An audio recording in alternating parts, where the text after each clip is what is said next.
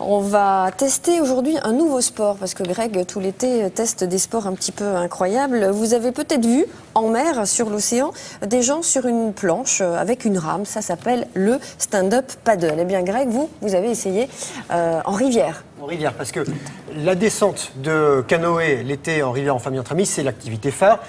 On met un coup de pagaie, on fait ça maintenant en rivière. Le stand-up paddle, le SUP pour les intimes, donc SUP, S-U-P, c'est l'acronyme, surf debout à la rame, stand-up paddle.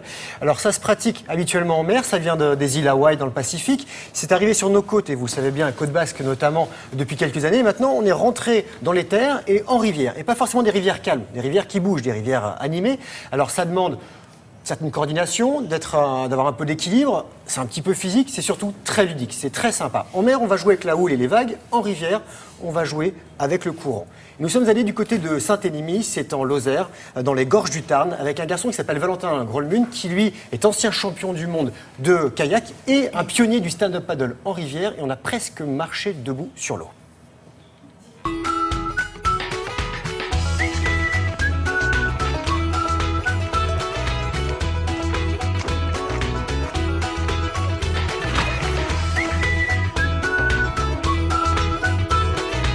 C'est quoi le stand-up paddle? Une planche, une pagaie, un bonhomme avec un gilet, et c'est parti. C'est tout simplement du surf debout à la rame. Normalement, ça se pratique sur la mer, ça? Normalement, c'est sur la mer, enfin ça vient de la mer, et nous on l'a réadapté à la rivière. C'est vraiment comme une planche de surf. Elles sont un petit peu plus volumineuses sur les côtés pour avoir plus d'équilibre, un petit peu plus grosses aussi, plus longues et plus larges. Et surtout, elles ont un aileron souple pour éviter de se casser sur les cailloux. C'est pas du tout comme le canoë, il y a un petit peu d'apprentissage à faire. Donc là on va commencer à genoux sur la planche. Donc les genoux au niveau de la poignée rouge ici. Tu as ta position de confort et de sécurité. Pour te mettre debout, tu mets la pagaie devant. Et là, hop, tu sautes d'un coup. D'un coup. Et voilà. Si je suis un peu en arrière? Déjà là tu vas être un petit peu plus derrière, ça va être un petit peu plus compliqué et tu vas moins glisser. Et si ça va pas pour sauter? Toujours quand tu sautes, toujours à pieds joints. Allez, on y va. Faut vraiment que tu sois confortable.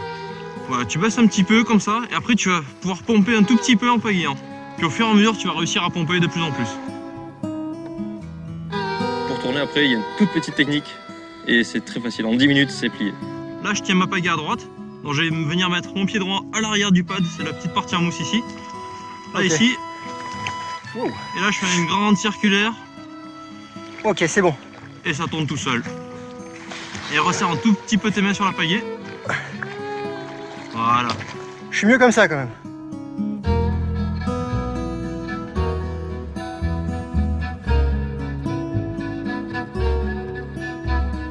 C'est quoi le plaisir de naviguer en stand-up comme ça sur la rivière? Bah là regarde, là on voit le fond de la rivière, le côté, on voit très loin devant. Ce qu'on voit pas en canoë. Ce que tu vois pas en canoë. Bah t'es debout sur l'eau. Ouais, on marche sur l'eau.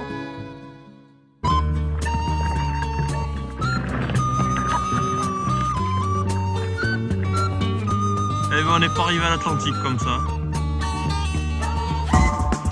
Tu mets bien la pagaie devant, tu te mets à genoux, bien stable, et tu mets des grands coups de pagaie bien puissants. Pas beaucoup de fréquence, mais bien puissants.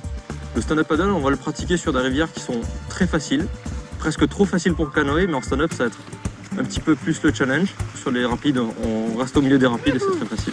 Ouais, ça mouille un peu quand même.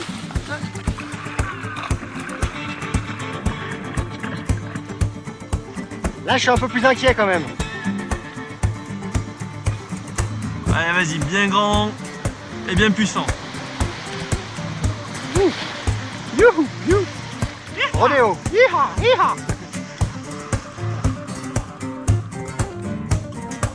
Sur du canot, on va vraiment être plus sur une pratique, on va dire touristique. Loisir, alors que là on est vraiment plus sur une pratique sportive facile.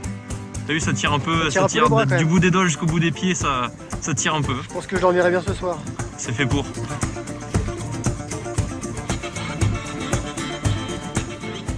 gros moyen de production avec caméra embarquée et que vous n'avez pas cassé encore la caméra. J'en ai déjà cassé plusieurs, mais... Celle-là, elle est robuste. Hein. Elle est restée. Alors l'intérêt, c'est quoi? L'équilibre, la proprioception, ça change, oui. Alors, ça change du canoë. Vous êtes au-dessus de l'eau. Vous voyez autre chose que le ras de l'eau. La proprioception, vous êtes debout, vous jouez avec votre équilibre, donc vous bossez la partie du corps. Et ça fait travailler des muscles intérieurs, la proprioception, les abdos profonds. Et surtout, on s'amuse. On peut commencer vers 6-7 ans. Il faut compter une trentaine d'euros pour une balade du côté du Je croyais que vous alliez dire une trentaine d'heures avant de tenir. Non, quelques minutes. C'est pour tourner où c'est un petit peu plus chaud, où je suis tombé plusieurs fois et l'eau est un peu fraîche. Mais vous faites ça en famille, vous faites ça avec un professionnel. Vous partez, notamment avec Valentin qui vous accompagne. On vous prête bien sûr le stand-up paddle parce que personne ne met une planche de 2,30 m dans sa voiture. Donc vous avez ce stand-up paddle, cette pagaie, le casque, le gilet, vous avez tout pour y aller et vous amuser. Un casque quand même. Hein. Un casque c'est mieux parce que quand vous êtes au-dessus de l'eau, si vous tombez, c'est mieux. D'accord. Rendez-vous est pris pour le mois d'août. J'emmène tout le monde. Vous nous prenez rendez-vous? Allez.